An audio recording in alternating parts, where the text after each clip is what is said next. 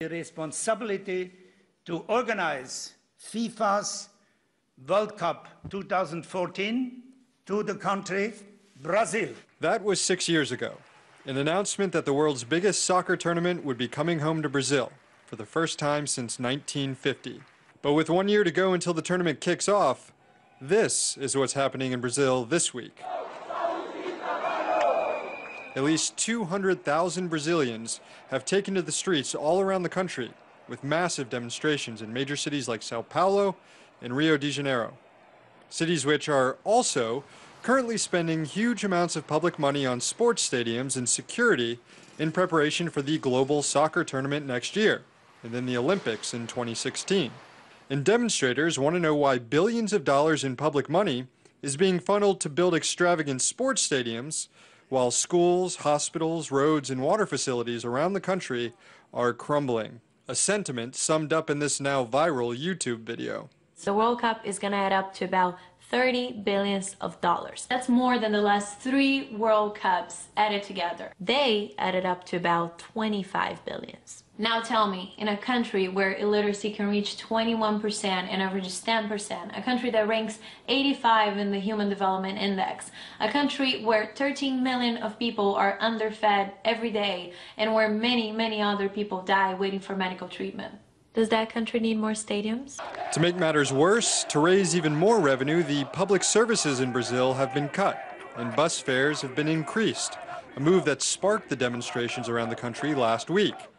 And the nation's poorest have suffered the most, as favelas are bulldozed to make room for new tourist destinations. As many as 1.5 million families are expected to be forced out of their homes before the World Cup kicks off. Meanwhile, private real estate developers, construction companies, and multinational sponsors are doing very well, securing huge contracts and preparing for a profit bonanza when the world flocks to Brazil next summer. But what happens to the broader Brazilian economy after the games are over?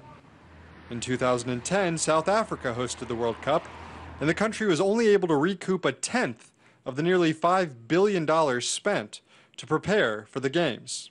Meanwhile, FIFA, the international soccer governing body, made its money off South Africa's hospitality, collecting billions in television and marketing rights. So it's no wonder why Brazilian taxpayers feel like they're getting a raw deal. But this is a debate that should also be very familiar to Americans, since every single year a new cash-strapped city decides to divert public funds away from essential services and toward corporate sports owners who want to build a new stadium. In Detroit, the NHL's Red Wings are seeking millions from the state to build a new arena. Meanwhile, the city itself is under the control of a financial manager who's desperately slashing spending on public services like education. In Atlanta, the Falcons want to construct a new billion-dollar stadium, and they want taxpayers to put up $200 million for construction, and then even more than that over the next 40 years to maintain the stadium. And in Chicago, where 50 public schools will be closed, Mayor Rahm Emanuel wants hundreds of millions of dollars to be diverted to a new sports stadium for DePaul University, a private school. So crony capitalism and corporate welfare for sports owners isn't just taking place in the developing world. It's a booming industry right here in the United States, too. Only there aren't hundreds of thousands of people protesting in the streets of Detroit or Chicago demanding better use of public funding and more accountability. And while government officials and corporate sponsors in Brazil and the United States think that building mega state-of-the-art sports complexes is a sign of progress that will benefit the economy, you have to wonder, what good are these stadiums if they're built in cities that can't educate their kids, that can't provide health care to their sick, and where the citizens don't even seem to want them? In Washington, Sam Sachs, RT.